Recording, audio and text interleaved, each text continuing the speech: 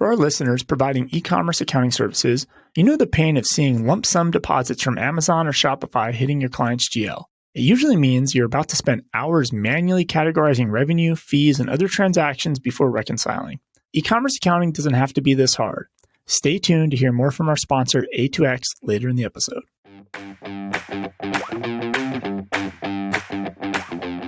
Yeah, and that's the thing about cryptocurrency that I think people need to remember is it's super complicated, but it's also super simple. And the author describes it in this article as just a big spreadsheet where all you can do is add rows to it. You can't do anything else. And all of the mining is just designed to facilitate everybody adding the same rows to their copy of the spreadsheet. That's how I like to think about it. And then I think the other big call out I think you had here, and I'll let you go into some more of the details, but normally Ponzi schemes go after other people with money. They target financial firms, bank, the elites, wealthy investors. But with this, with Bitcoin, for $2 you can invest. On Robinhood, I think it's only $1. He's calling this the people's Ponzi. Coming to you weekly from the OnPay recording studio, this is the Cloud Accounting Podcast. Today is Saturday, January 22nd. This is the Cloud Accounting Podcast, and I am Blake Oliver. And I'm David Leary.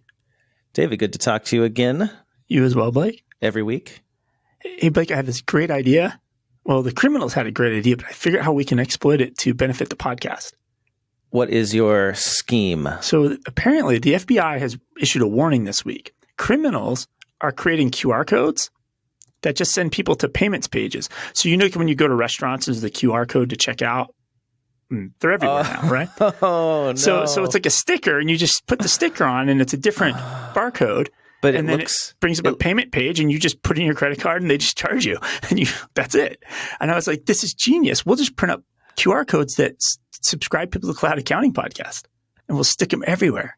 So if I understand this correctly, you print out a QR code, you make a QR code, yep, and you design a website that looks like the payment page for a restaurant or a store. It could just be any payment page because you don't know what they look like. Right. You just put their name on it, though, like just to make a place to get credit cards. Exactly. Yeah. And then you just stick the sticker over their QR code on the menu, and then people go to pay, and they pay you instead of the. Oh my gosh, that's actually a really good. And they're putting them on like parking meters. It's everywhere. Yeah. Well, it reminds me of the skimmers, the credit card skimmers that you see at ATMs or at gas stations. Have you ever seen one of those? They're really actually, if you're paying attention, you can tell, but it's really easy if you're not paying attention to accidentally do that. And I can see the same thing happening with this. This is going to be a big thing, I bet. I mean, how do you defend against that as an establishment? You stop using QR codes. Stop using QR codes? Is this the end of QR codes? Oh no, I love QR codes. They're so great. There's got to be some sort of like validation. What you do is you put a giant QR code on the wall. That's what you do. That they can't, pay using this QR code. Yeah. Or it's electronic, right? It's screens. Uh-huh. And it's on an electronic screen and nobody can sticker over it. But I just thought it'd be really, we can print up stickers. Yeah. And they'll just be for the Cloud Accounting Podcast instead. To subscribe. And we'll just put them everywhere. And so instead of paying them, the people will be subscribing to us. That's genius. Well, speaking of fraud, David, which I assume you are proposing that in a facetious manner and not for real, because that would be somewhat fraudulent. We have a real scam to talk about, something that is really bothering me that you brought to my attention, which is cryptocurrency potentially being a Ponzi scheme. This article you sent, where did you find this? Google surfaced it to me. I don't know how I came across it, but it had a great, obviously I was going to click it. The title of the article was Cryptocurrency is a Giant Ponzi Scheme. And it's in jacobinmag.com. So I read this because it's such a clickbait title. And I think you might be right. Well, not you, but I think this argument has merit. And it's a long article. It's a good read. Yeah. Hit pause, go open it up in the show notes. It's worth the read. And it sets you off on a spiral. It's super relevant too, because the price of Bitcoin is down 28% over the past month as we record this. It has almost erased all of its gains over the last 6 months. And people are starting to question crypto. And, I'm a skeptic. Anyone who listens to the podcast frequently knows that I'm a cryptocurrency skeptic. We'll talk about it later in the episode, but this has given me, my concern up to this point has always been sort of vague. I don't get it. But now I actually see what could be the crux of the scheme or the problem. Again, we'll talk about it later. Before that, I just wanted to let you know about an experience I had, David, about the Great Resignation. It personally affected me, I think. I think it personally affected me because I went to get a haircut. And I don't get expensive haircuts. I don't know about you, David. Like, where do you go to get your haircut? I go to a place Salon? called Hush. So the fact that it's named that chart indicates what kind of place it is. Well, you have very nice hair, David. So I always have kept my hair really short. I like the experience. I've kept my hair short, like military. Like, I don't like when my hair gets long, right? So I just go to Supercuts to get it cut because it's literally like do a 3 on the sides and take off an inch on top or something, right? It's pretty hard to screw up. I had the worst haircut of my life last week. And I have a feeling it's because of this staffing shortage or something, because clearly somebody was there who has no business cutting hair. And I kid you not, it's like I came home and after I washed my hair and looked in the mirror, I was like, I look like Blake from when he was 9 years old and had a bowl cut. Oh boy. It's like that bad. We have the artwork for the show, folks. That's the cover art. I think the Great Resignation is real. And we've got stories about that. I'm a fan of going on Reddit during busy season and reading the accounting subreddit. And there was a post, the title was something like, managers are starting to quit. What the heck is going on? Talking about, everybody quitting and people are quitting during busy season. And it's causing a lot of havoc in firms and especially in big firms and in audit teams. And the comments are just amazing. If we have time, we can get to that. And then there was a New York Times story about turnover contagion. That one thing that might be contributing to this Great Resignation with millions of people quitting their jobs is that, well, perhaps you've experienced this, David. If 1 or 2 or 3 people start to quit in your team or your department, you then wonder, hey, maybe it's time for me to go. And that's a real phenomenon, according to people who shrink heads for a living. Some friends of ours were over for drinks. This would be 2 months ago, 3 months ago. And during the whole pandemic till now, she runs a dermatology, I'm going to use the word hospital, office, clinic, whatever, right? Mm-hmm, clinic. And so she's the CEO, and they did not lose any employees. They were able to retain everybody during the pandemic, and then nobody's quit in the Great Resignation. Wow. She talks about how, really, when people are quitting, it's not because they're chasing something new. They're trying to escape something. Mm-hmm. Right? And so if you kind of think about that for your own firm, and you actually talked about this last week or the week before, you're like, the whole 55 hours is the minimum. People aren't leaving because they're trying to find something.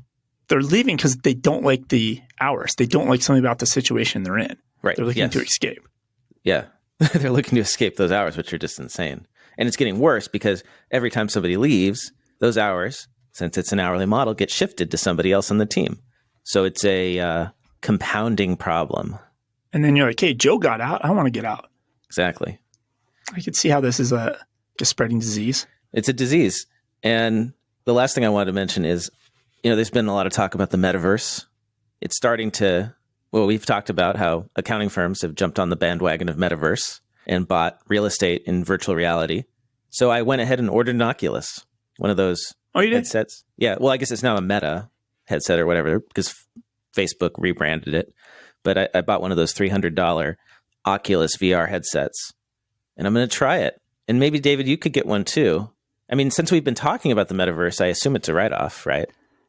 Well, it's research, David. So you get one too, and then we could record in the metaverse. I've used one. My son has one. I've used it. Yeah, it's pretty cool. You walk around with dinosaurs and you're going through what's the thing floating around the Earth, the space station up there, and you can do whatever you want. You're in there, and then I fell. It disorients you, and you actually fell. So it's kind of cool, but at the same time, you got this big ass doofy thing on your face. It's kind of heavy. It's hot. I don't know. We'll try. I just don't see any. Who wants to live in that? Is real life that bad now? That's our best option. Right. Well, that's what I said on Twitter. As I said, the only reason we're talking about the metaverse is because we've all forgotten what it's like to go outside and be with other people. I do think the metaverse has potential long term, but short term, it's pretty limited. We could have our meetings. We could record the podcast in the metaverse, David. And I think we should try it. We can't just dish on it every week and not try it. It's the sort of same thing. Like you went and bought some crypto to see what it's like. I just looked at my $10 crypto investment on PayPal, and it's now worth $7.48. Well, you bought it, and it's a good thing because you didn't buy it recently. It's about a year now. Yeah. So anyway, those are the three things I kind of have. Anything top of mind for you that we should talk about on this episode? The IRS ID me. I don't know if you've heard about this. Got to take a selfie now for the IRS? Yes. I wonder what they're going to do with all those selfies. And I saw H&R Block launched its own bank, but this is like the second time they've done that. They've been talking about it, but now it's finally like out there. Like it's real. I think they're really probably going to push it this tax season. NetSuite, they released their Cash 360 feature that they were talking about at the conference we went to. That's the one where it's like cash management embedded inside of their bank, basically. Well, they partnered with HSBC, I think. Yeah. Oh, there's this poll by Practice Ignition about how accountants bill clients. Do they bill upfront or on completion? I was kind of surprised by that. We want to jump in. You want to start with this Bitcoin thing first, since it's got you all fired up? It's got me fired up. I think it's important. I want our listeners to let me know what they think about it, because I know we have listeners who are fans of crypto, who may be invested in crypto. One of our listeners called me up, I'm not going to say who it is, and said he's talking about investing $100,000 into crypto right now because it dipped. And I'm saying, no, don't do that. That's a terrible idea. I mean, I wouldn't. It's incredibly risky, right? Like it could go to zero. Sure, you could double your money, but it could also go to zero. That's not a good investment in my mind. And that's true for all things, all investments. There's all investments. This episode of the Cloud Accounting Podcast is sponsored by Relay Financial. For those listeners that haven't been following along with my drama caused by PNC when they purchased BBVA and botched the migration, to quickly summarize, PNC bank feeds wouldn't work with QuickBooks Online.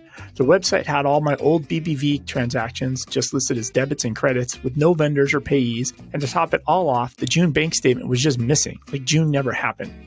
Let's just say my 2021 books were a mess. So for 2022, I made the commitment to stop using PNC and switch everything to Relay. Relay is a no-fee online banking platform built for you and your small business clients. Relay understands and solves all the things we as accountants and bookkeepers care about: security, bank feeds, automation, reconciliation. I invited both my interns to my Relay account. They created their own user IDs and passwords, and within minutes, they were using Relay to create virtual debit cards, physical debit cards, download statements, and reconciling. Now, the bank feeds in my QuickBooks Online are reliable, and my 2022 books are in order. To stop fighting with an unreliable bank that doesn't care about you or your small business clients, head over to cloudaccountingpodcast.promo/relay. That is cloudaccountingpodcast.promo/RELAY. Before we get into, I guess, some of the financial parts of this, there's just some interesting things he brought up in this article. We're talking about this article, Cryptocurrency is a Giant Ponzi Scheme, the clickbait article, which, yes, let's talk about it. The author is Sohaly Andris Mortazavi. I just want to give him credit. Yeah.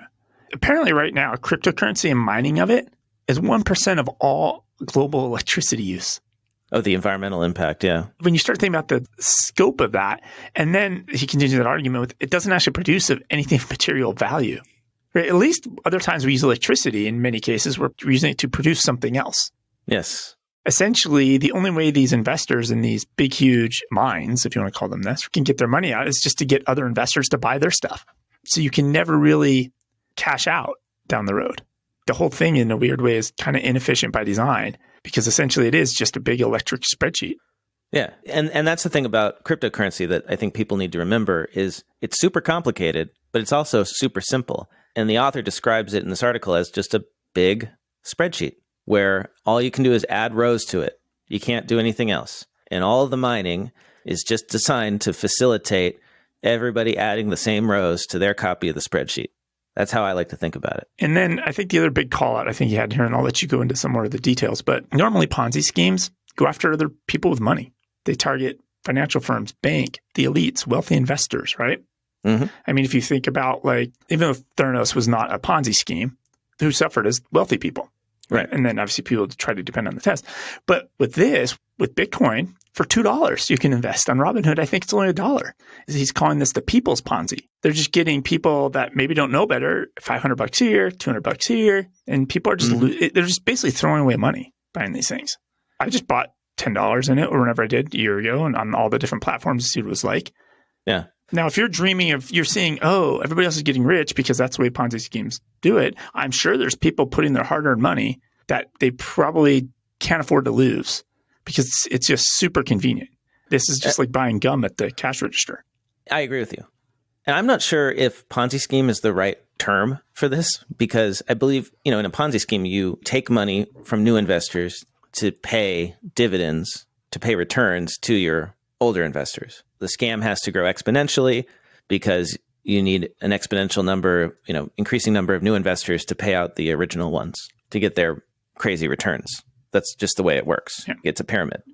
I don't know if this is a Ponzi scheme, but it definitely seems like it could be a scam, or not necessarily even a scam. It's actually more insidious than that because of the way, what is pumping up the price. The article digs into this concept of stablecoins, and stablecoins such as Tether is the most popular one, the most well-known one, have become essentially the banking system of cryptocurrency because most traditional banks cannot work with cryptocurrency exchanges due to knowing your customer and money laundering rules. It's very hard to transact and to buy crypto with cash. It's not easy to do it in large amounts. That's where the concept of stablecoins came in. The idea is, let's create another cryptocurrency that is pegged to the US dollar, because one of the problems with cryptocurrency is that it is unstable. The value fluctuates a lot. Tether is a cryptocurrency that is supposedly pegged to the dollar. I buy $100 of crypto that's tied. When I'm done, in theory, I still get my $100 back. Yeah, you buy, let's say you buy $100, you exchange $100 of cash for $100 of Tether. Tether says, we promise that when you want to redeem your Tether coins, you can sell them back to us and we'll give you $100. And we're going to take your $100 and we are going to hold that in our reserves. And they say, all of our Tether is backed 100% by our reserves, which they have lied about. Not FDIC, like it's their own statement of backing. Right. Well, and that's the thing. So Tether is like a bank, really. They're operating like a bank where they're saying, give us your money, we'll redeem it. We'll give you our own currency and you can redeem it for cash. Part of the problem with this, though, is what if Tether isn't backed? Because Tether, it's not cash that is underpinning all of the cryptocurrency exchanges and facilitating all of the purchases and all that stuff.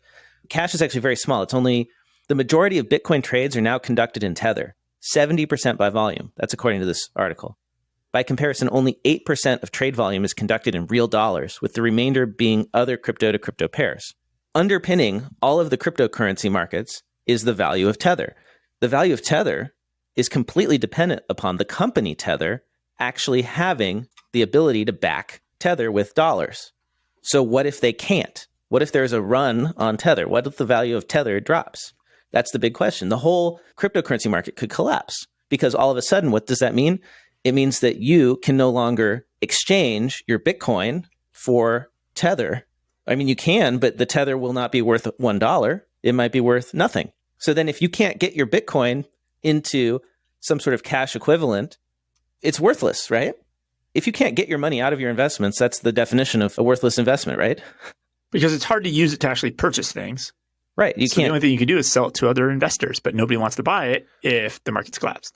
Right. So if Tether is creating all this liquidity and it collapses, then the price of Bitcoin and all the other cryptocurrencies will collapse as well, along with it. The whole thing falls down. That makes Tether really, really important. And Tether is not audited. There is no guarantee that they hold these reserves, that they actually hold these reserves. And journalists have been investigating this. Bloomberg has been trying to trace down Tether's cash reserves, and they can't. They cannot find it. Tether, by the way, like, who is Tether? It's like 12 people on LinkedIn. It's a very sketchy company. I'm not going to dig into the details of who these founders are, but they don't exactly have the greatest track records. This is not a big global institution. Putting this in perspective, if Tether actually has all these reserves, they say they're holding it in commercial paper. It's a very small amount of cash that they say they have, and the rest is commercial paper, which means IOUs from corporations. They've lent the money to corporations. Corporations agree to pay it back upon request. But who are these corporations? Who has the money? Right? Where is the money? Nobody can track it down. Now, Tether has put on its website an independent accountant report by Moore Stevens. The last one was in September 30th, 2021. As of September 30th, 2021, the report is called Tether Assurance Consolidated Reserves Report. Again, they haven't gone through an audit, but they have this report on their website. And it's amazing because, even me as a CPA, I can't really tell what this report is assuring us as to, because it's not an audit. The opinion states that essentially consolidated total assets and liabilities are correctly classified as set out in the CRR, the Consolidated Reserves Report. Tether prepared a reserves report saying, here's all the money we have that backs Tether. Right? Here's the cash, here's the commercial paper, all the other assets, right? They had an accounting firm come in and look at that report. And if I'm reading this correctly, this opinion, all the accounting firm did was say, you have prepared it properly. You have classified these different items in the correct categories, but it's not like they went and looked at these assets. And there is so much money. So it's really just saying like your chart of accounts has the right names. Yeah, or like current assets are in the correct spot on your balance sheet. Yeah, exactly. That's what this report seems to indicate to me. They didn't actually look into whether these amounts are correct. They aren't providing assurance as to whether or not the money is actually there. But then Tether on its website is saying, quote, the opinion and the underlying report from Tether clearly unambiguously shows that all Tether tokens are fully backed by reserves and provides a comprehensive breakdown of those reserves. So they're saying, we have the reserves, but there's no audit. There has not been an audit. Oh, and by the way, they had to settle a lawsuit because they've lied about this in the past. So there's a track record of lying about their reserves, and they still haven't gotten an audit. And then everybody who looks into this, or at least the journalists who have looked into this, are saying, if Tether actually has, how much money is in Tether? The market cap of Tether is $78 billion US dollars. So supposedly there's $78 billion that Tether has in the form of commercial paper and cash. That's a lot of money. If Tether actually had that money, it would make them one of the biggest banks, right? It would make them a giant bank. But nobody knows where the money is. You ask around, and what does this indicate? There's no smoking gun. There's no proof that we can point to say that it doesn't exist. But what if? And you would think that if it did exist, they would have gotten an audit. It's kind of crazy that you have all this money. People are paying so much money for Tether in order to speculate on cryptocurrency markets, but we don't even know if Tether actually exists. And so if people start to doubt Tether and they try to exchange their Tether for dollars, if the company can't deliver on it, right, that's a bank run, bank failure. It's the same stuff that happened in the wildcat banking period in US history when you had banks issuing their own currency and they didn't have the reserves to back it. I mean, this is why you have the FDIC, to protect people from this exact kind of situation. So that's why you've seen the SEC, Janet Yellen, start to get concerned about stablecoins. They're just moving too slow. They see the problem, but they're just moving too slow. Anyway, there's a whole bunch of other indicators in this story that point to Tether being sketchy. Maybe there not being the reserves there. Maybe price manipulation going on because Tether is being minted in strange amounts and in large amounts and in a way that doesn't indicate that it's actually being used for what it's supposed to be used for, which is as a substitute for the US dollar. And then on top of that, you have all the NFT things that are popping up and the coin offerings and, people start something up and they have to pump it to get people to buy those. Right. There's just a lot of speculation, but it's crazy, right? Like I just opened up my Cash app here from Square and I'm looking at my value of my Bitcoin in there, and it's currently valued at $7.31. So my $10 investment is not doing good. I basically have lost 25% in an investment that all time, if you view the all time chart, shows it's increased 264,000% all time. And I've lost money. Right. Well, because it's only increased that much all time for the people who bought it when it was worthless. Yeah. Like essentially worthless. So the thing that's the most important to me about all this is disregarding all of this potential for fraud and for a collapse of Tether. This is what's unbelievable. Tether itself does not guarantee that they will redeem Tether coins for US dollars. In their terms of service, it says that they can choose not to. So these really are nothing more than Chuck E. Cheese tokens. Chuck E. Cheese reserves the right not to redeem your tokens For anything. for anything. Like if they go out of business, your tokens are worthless. This is the same thing. They actually state this in their terms that they don't have. So there's no recourse. Imagine if when you went to open a bank account, the bank said when you open the checking account, all right, you're going to give us your money. There's no guarantee that we will give it back to you when you ask for it. That's Tether. And that is underpinning the cryptocurrency markets. And it would be okay if like complex investors had all the knowledge and could do this. But the problem is anybody that has the Cash App or all these new banks and these Robinhood and all these little apps can just buy this. I mean, it's really being just shoved in people's faces. Like I said, it's like buying a pack of gum at the cash register. And your typical retail investor or your Robinhood investor has no clue about any of this stuff going on in the background. They just see the chart that keeps going up and they're like, oh, well, if I give $500 and it goes up 100% again, I'm going to have $1,000. Yeah, my friend invested $1,000 and now has $10,000. I'm going to YOLO too. Oh, I'm going to buy the dip, buy the dip, buy the dip. I literally can buy Buying $1 worth of Bitcoin. All right, next. This doesn't make any sense. This is crazy. I'm basically like convinced now there's something very wrong here, and buyer beware. And that's it. I just purchased $1 worth of Bitcoin. Just like that. And you know what? Click, click, boom. Very impulsive. Right. Accountants could step in and help with this. We could provide assurance on this and solve the problem. But I think that the reason there's no audit is because there is a problem. And it's the same thing with Theranos we talked about. Why did Theranos go so long without an audit? Well, because clearly they couldn't pass it. And I speculate, I tend to think that that's the situation here. And so if this is true, we're going to see a eventual collapse because people are going to lose faith in Tether and there'll be a run. People won't be able to get their money out and all that crypto will become worthless. This episode of the Cloud Accounting Podcast is sponsored by A2X. Since 2014, A2X has helped thousands of online merchants and their advisors save inordinate amounts of time reconciling the revenue for their online stores. A2X posts tidy summaries of sales, returns, and fees from Shopify and Amazon directly into QuickBooks or Xero that exactly match the deposits that appear in the bank account, allowing you to accurately reconcile in just one click, giving you the confidence of knowing that your client's e-commerce financials are accurate. A2X has won the support of Amazon and Intuit and has hundreds of 5-star reviews by accountants and bookkeepers in both the QuickBooks and Xero app stores. Cloud Accounting Podcast listener and e-commerce expert Scott Scharf said A2X is the gold standard in e-commerce accounting. A2X is a partner program for accountants and bookkeepers that includes one-on-one onboarding, training for you and your team, and exclusive marketing opportunities. To learn more about using A2X and get 50% off your subscription for 3 months by using code CAP50, head over to cloudaccountingpodcast.promo/A2X. That is cloudaccountingpodcast.promo/A2X. A2X, e-commerce accounting without the fuss.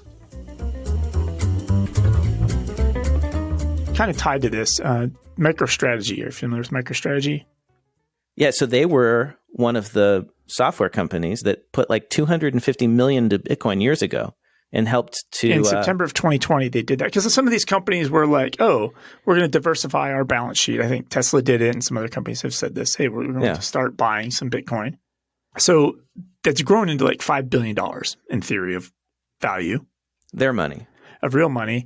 But they ran into a problem with, because obviously it's decreasing in value right now. Oh, it's dropped dramatically. It dropped dramatically at 25% in the last month or whatever. And so it's starting to affect their stock price. And they got in trouble. They got in trouble for how they tried to wave a magic wand, make it go away. So the problem with crypto from an accounting standpoint is that it's an intangible asset. We are recommended to record as an intangible asset. There's actually no guidance from anyone as to how we're supposed to do it. There's no gap for cryptocurrency, no generally accepted accounting principles, just recommendations. So we treat it as an intangible asset and we have to write it down when it decreases in value and we can't write it up when it increases in value. So MicroStrategy got screwed in their recent quarterly report because the price dropped, like 20% or more. And so now their earnings went negative by like tens of millions of dollars, right? And then they tried to, in their report, they tried to back it out and say, oh, we're going to exclude this. And the SEC was like, no. They tried to use a non-GAAP metric to explain this way. And the SEC was like, don't do this anymore. Yeah, it bites you in the butt, right? Actually, MicroStrategy has been cited in stories about, crypto as being one of the things that helped to pump up the price of Bitcoin in the past. And that was my takeaway that ties it back to the other article on this, right? So they only spent $250 million on Bitcoin, but they used money. They raised $1 billion after that or something. $1 billion cash. So they used it to get attention, right? Yeah, so basically they're just taking investors' money and moving it into Bitcoin. It's not arguably a real investment. Yeah. I don't know how to say that, but it's not like MicroStrategy is like, oh, we had this cash. We have this huge cash reserve because we run this amazing company and I need to do something with the money and we're going to put some of it here. It's basically they're just taking VC money and putting it into this. It's about as gambling as it could get. Yeah. They're playing with house money or not house money. They're playing with other people. They're playing investor money, and then they're raising more money to pay for their expenses. Yeah, it's amazing. In the meantime, what would solve this is there's only one solution to this. Because anyone could go create a stablecoin, and you could do it in a jurisdiction where we don't have the ability to control it. Well, before you jump onto that, there's another part of that article with MicroStrategy. Sure. So it's worth $5 billion, and MicroStrategy is worth $5 billion, or you're saying that the $250 million they put in is now worth $5 billion. Yes, they have $5 billion worth of Bitcoin holdings, but they never. We're not sellers. We're only acquiring and holding Bitcoin. That's our strategy. Right. Don't they have a responsibility to the investors? So here's the thing: this is a backdoor for investor money to get exposure to crypto, Bitcoin, when they can't normally. So the trick is rules prevent you from buying Bitcoin directly. Instead, you buy a company that has invested a lot of money in Bitcoin. Then you can get those big returns. That's why people are doing this. That's my theory. And I also think if they attempt to sell $5 billion worth of Bitcoin, they're not going to make that much out of it. The price would fall even more. Right. And that's the thing about this whole market cap of Bitcoin. It's not like there's actually, what's the current market cap of Bitcoin? Let's take a look. The $5 billion worth is what it's worth after the 40% fall from its all-time highs. So they're pushing probably $10 billion worth of Bitcoin they had at one time. Total market cap of Bitcoin, BTC, is 660 billion US dollars. But that doesn't mean that's how much money was invested in Bitcoin. That's just the number of Bitcoins times the last price somebody paid for it. That's what's important to remember. If people are buying Bitcoin with Tether, so you're buying an imaginary currency with another imaginary currency, and let's say Tether is minting Tether that's not backed by US dollars, it's all imaginary. This is not based on real investments. That's the thing to remember here. So is this like one of those mental traps? Like, you're never going to get your $5 billion worth of this, so you just double down on your wrong argument? Like, let's buy more. Well, no, it's just like the mortgage market before the financial crisis.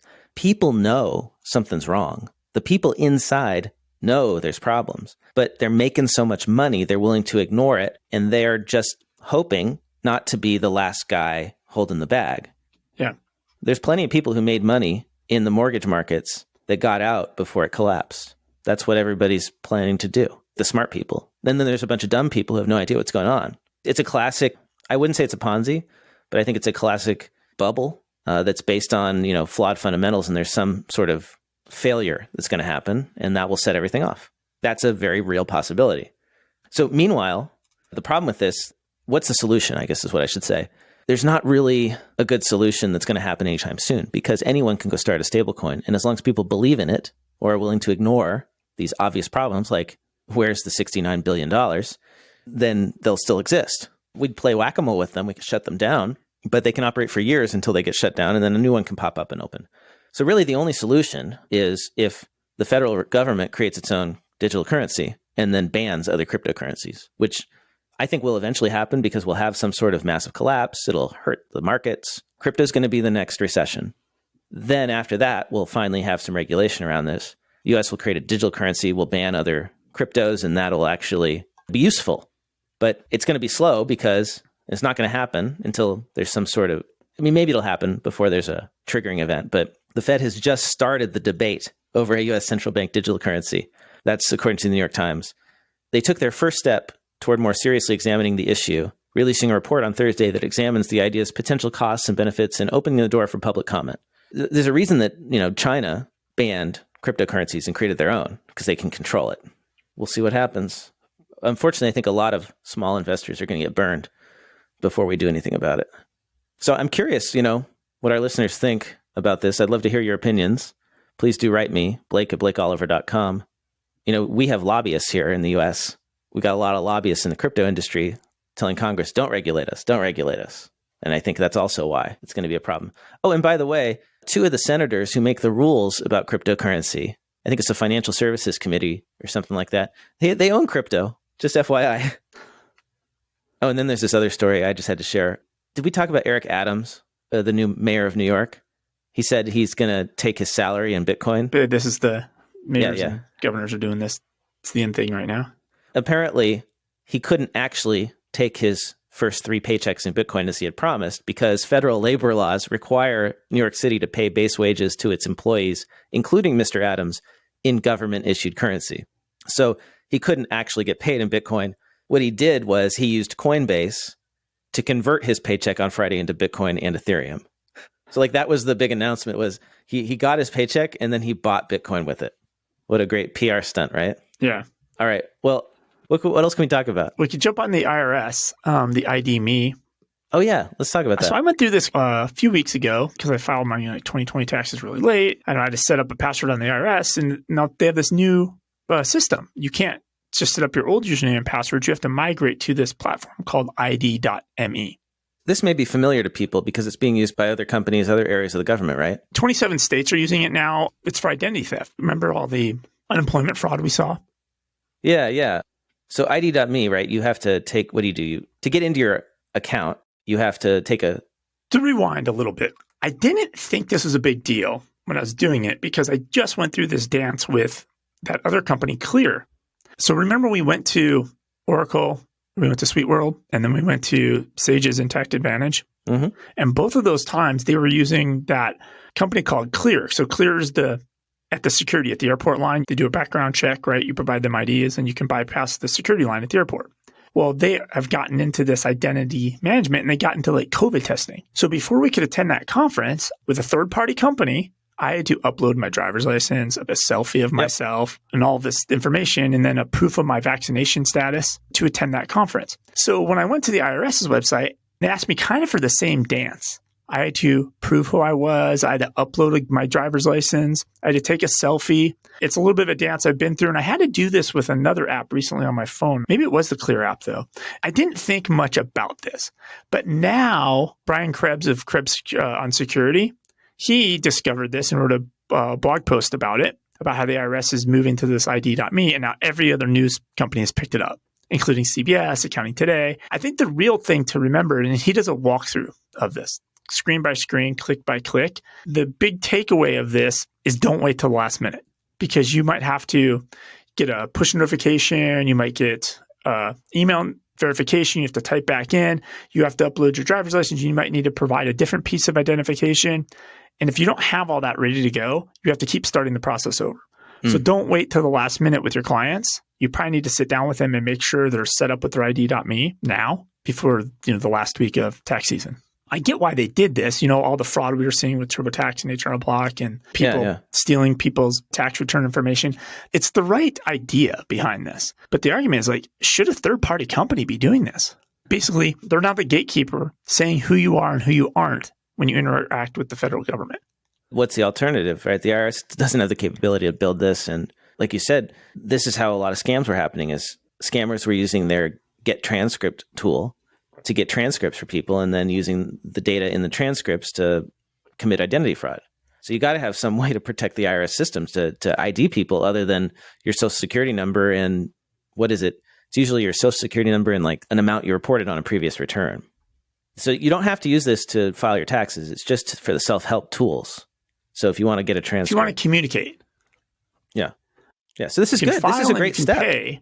I think it's a big step, but how much power should a third-party company like this have? I mean, we've seen, the IRS actually already backed away from back in the day when they were doing stuff with Equifax, but we've seen these other companies get hacked. Yeah, we'll see. Well, if it works, that's the important thing, right?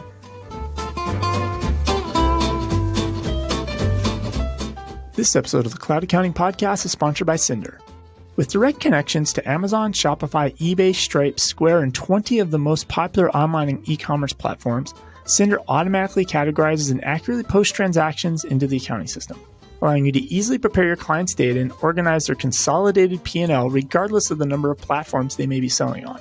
Cinder allows you to use the general ledger of your choice, QuickBooks, Xero, or even Cinder's own GL, which is designed specifically for e-commerce businesses and contains everything you need out of the box to make tax season a breeze. Cinder can sync all the necessary details like inventory items, tax, shipping, discounts, classes, and locations. It even correctly handles the processor fees. With tools like a duplicate detector and rollback functions, you can rest assured your clients' books will never get messed up because you can undo and restore any synced data with literally one click.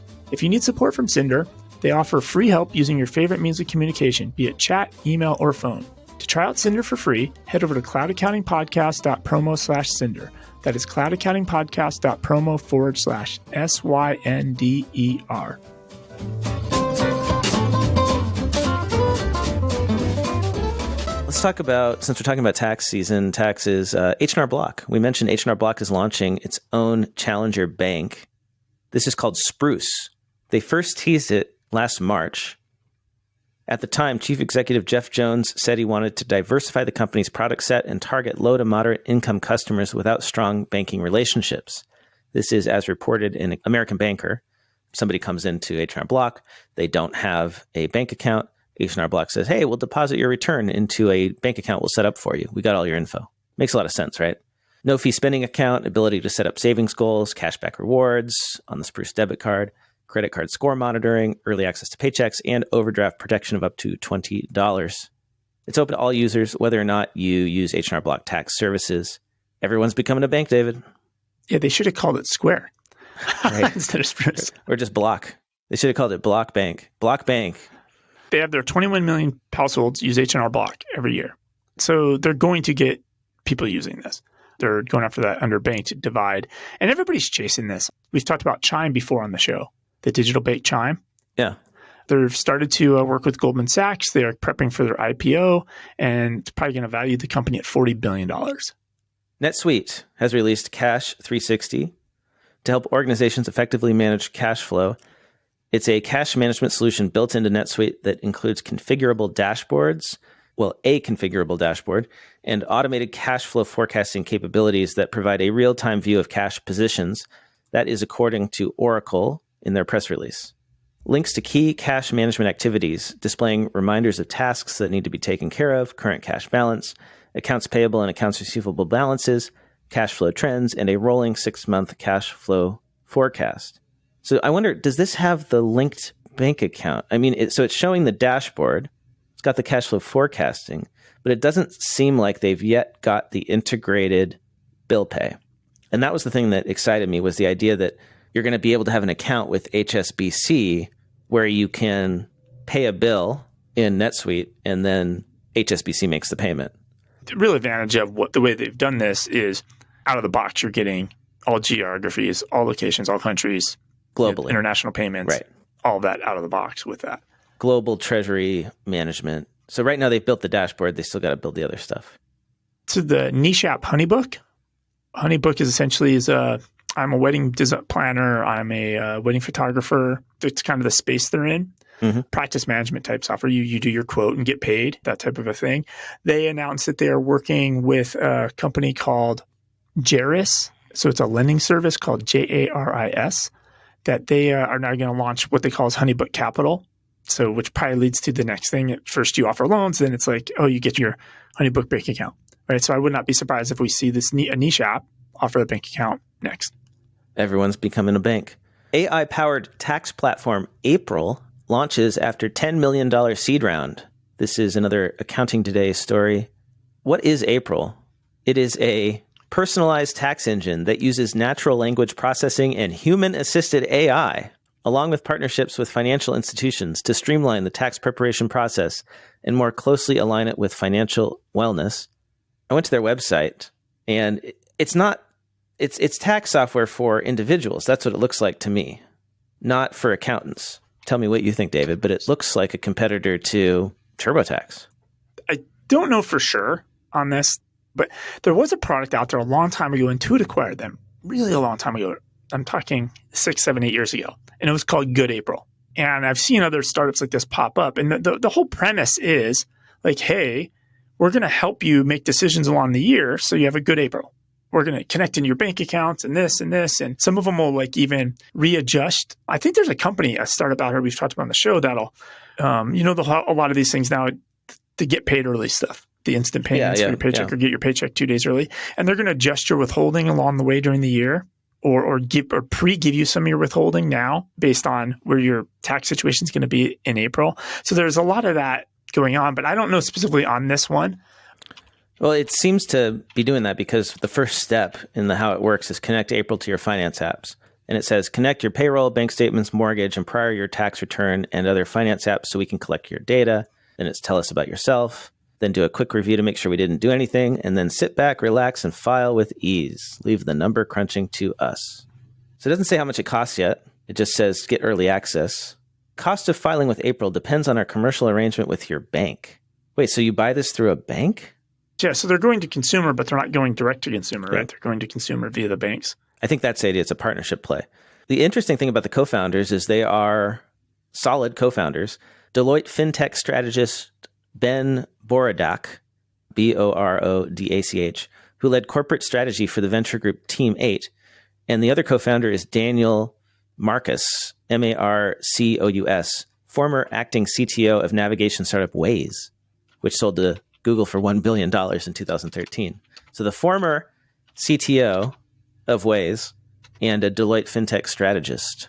So maybe they'll be able to disrupt TurboTax through these partnerships. We'll see. Do you remember Visor? Yes. So that Visor was similar, right? The hey, $99, you get 24 hours access to CPA, and they weren't filing people's returns, and it was just a mess and it fell apart. My understanding is those founders have spun up another company that's very similar to this. Oh. That's what I was just actually trying to look and see and work backwards, but I don't think it's the same guys. Well, it makes a lot of sense because accountants don't want to do personal tax returns anymore. Like we're getting rid of them as much as we can. H&R Block doesn't want to do them because you need tech to do it. That's the only way you can do it at that price. The idea of like human-powered 1040s is fading fast. And what was interesting about April is like Jody Padar is joining them as a strategist from BotKeeper. And I was wondering why. Why is Jody Padar, who's a thought leader in the accounting space, why is she joining them if they're selling to consumers? And then I realized maybe their plan is to sell April to accounting firms for their 1040s, the personal tax stuff that they don't want to do. That would make sense. So we'll have to wait and see. And I mean, I can see why the banks want to add stuff like this with H&R Block adding a bank account. It's probably easier now for companies to add banking services to their app or to their company than it is for the banks to add tax services. Yeah. I can totally see how the banks want this. I also feel like these are services like this, they're great on paper. And again, going back to remember the TurboTax, H&R Block, the simple return, that verbiage. Uh-huh. I think, yes, a simple return is probably going to work. But things are complicated really fast, especially now, right? Crypto, how's it going to handle that? People are buying crypto in their Cash App for $1. You probably can't connect Cash App to this. Yep. We'll see where this heads. Practice Ignition did a Twitter poll, caught my attention. They said, there's been a lot of discussion about timing of payments today on tax Twitter. So we'd like to take a poll. When it comes to billing clients, what is your current process? Prepayment in full, meaning you get paid up front. Just 12% said they get payment in advance. Billing on completion, the opposite, waiting until you've done the work to bill. 63% said bill on completion. And this is of accountants on #tax Twitter. So this is, I presume, the more tech savvy folks. 63% still bill on completion. 50-50 split. So I get half up front, half on completion, 16%. And then other, you'd have to read the comments for that, were 9%. I highly recommend prepayment in full, or at least getting 50% upfront. And if you add those together, that's only 28%, 63% bill on completion. I find that kind of shocking because one of the easiest things you can do in your practice, really way easier than raising your fees, is just to get paid at least a portion of your fee in advance. Your cash flow is just so much better. It's so easy and it doesn't get that much pushback. And if you get a lot of pushback, it's usually from the clients who are not the best clients, because the ones who are good clients understand that you have cash flow needs and you've got to pay your staff to do the work. If you're getting paid after the fact, you're basically floating the money to your client. You know what I mean? Like, this is so easy. This is the easiest freaking thing you could do, is just get paid up front. Well, I'm trying to think, like, so your client comes in to you and says, hey, I'm having cash flow problems. And you as the accountant might look at their situation and say, hey, make sure you get paid before you do the work. Before you do that next landscaping job, Mr. Landscaper, get 50% deposit before you start doing the work. We're not I'm very following our own confused by advice. the psychology of this, right? Because I think accountants and bookkeepers might tell that to their clients to do that for their own businesses, but they can't do it themselves. There's some emotional problem here happening. I know one of the reasons why accountants don't do this is they feel like it's wrong to bill for some service they haven't provided yet. They actually feel it's wrong to do that. I mean, I don't think it's wrong to do that. I don't think there's any ethical issue with this. But I also see it that way a bit from the point of view where if I haven't provided the service, I don't want the cash in my account because I want to get paid as I complete that work. Then wouldn't you properly put it into a liability account? Yeah, but accountants, we don't actually do this ourselves. Okay. We don't have time for that. We're busy, right? At least get paid a deposit, right? At least get your cost of goods covered. If you are marking up your staff 2.5 times, that means your COGS is 40%. At least get a 40, 50% deposit so that you're not on the hook if the client doesn't pay for, you don't lose money.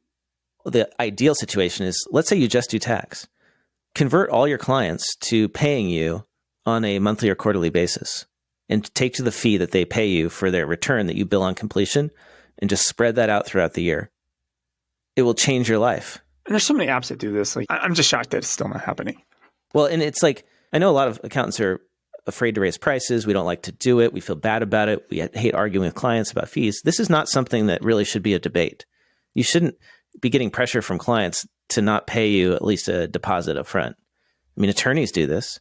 Do you pay your attorney? You pay them a retainer, right? You give them money before they start the work. That's normal. You have to give your insurance to your doctor before they'll see you. You have to provide evidence of insurance, right? That means that you can pay. When you order furniture, you have to put a deposit down. I'll leave it at that for now. My hands are up. I don't know. I don't understand the psychology on this. Why as an industry, we struggle with it more than other industries? It's because this is the thing that prevents us from moving into advisory. Most of us accountants are terrible business owners, and accounting firms are not run like real businesses. It's sad to say it, but it's true. Like we are horrible at running businesses. And that's why we suck at giving advice most of the time. And that's why, David, it's funny. I almost laughed when you said that. Your client comes to you and asks for advice. Like, most clients don't come and ask their accountant for advice like that because the accountants don't know how to give it. Because if they did, they would be doing it themselves. And I'm speaking as a CPA who has run a firm and talks to a lot of accountants all the time. We are generally not taught to be good business owners. I blame the education. It's amazing how many CPAs own their own practices. There's something like 40. How many CPA firms are there in the US? It's in the tens of thousands. And yet CPAs don't learn a lick in school about how to run their own business. Maybe that should be on the CPA exam or in the curriculum. How to run your own business. How to bill your clients. How to bill your clients, how to get a deposit, how to get paid. I'm getting angry now, All right, we'll move but on. we're out of time. Right Networks, remember they purchased Rootworks? Yeah. Right. And then right before that, Right Networks purchased Transaction Pro Importer. They purchased the sync tool for syncing apps. I forgot. I'm blanking on the name of that. And then they purchased Rootworks, and Rootworks purchased CPA Practice Advisor. Now they purchased an analytics app called Tally Street. It looks like, Rootworks and Right Networks they're building a stack. I don't know what direction they're going because it's kind of a media company over here. Data input company over here, obviously the hosting company as well. Definitely they're diversifying though, right? Because we could argue on a long enough timeline, hosting's going to go away. So they're definitely diversifying into some other things, but now they have the end result, right? The reporting, if you want to call it reporting or analytics. Well, David, that's about all the time we've got this week. If people want to get in touch with you online, where do you recommend they do that? The easiest way is I'm on all the socials, just at David Leary. I am at Blake T. Oliver. Let me know your thoughts. At us on Twitter and email me at blake@blakeoliver.com. If you have any thoughts, any hate mail about my crypto feelings. Now I don't care. I mean, I think I'm right. I used to feel bad about it, like being a skeptic. Now I'm like, oh, no. There's something up here. But let me know your thoughts. And if you want to hear your own voice on the air, I'd love to get a voice memo from you. So instead of typing that message, save yourself some trouble, record a voice memo on your phone, email that to me, and we'll listen, and we might even play it on the air. And, you can tell me if you want me to use your name or not. You don't have to go public with your thoughts.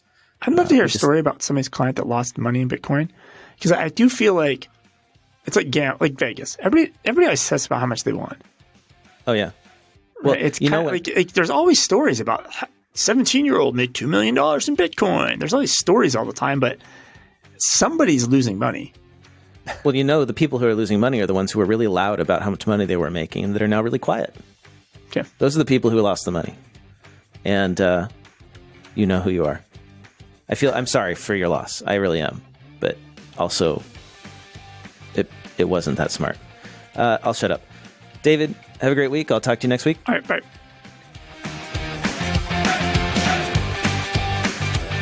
Time for the classifieds. Hey, podcast listeners, it's Blake, and I wanted to let you know about a new show I'm working on with CPA/comedian Greg Kite and blogger/former CPA Caleb Newquist. It's called Oh My Fraud, and it's a podcast all about financial crimes.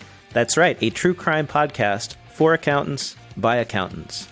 Caleb and Greg are going to come together every couple weeks to unpack their favorite frauds and explore the circumstances, psychology, and interpersonal dynamics involved.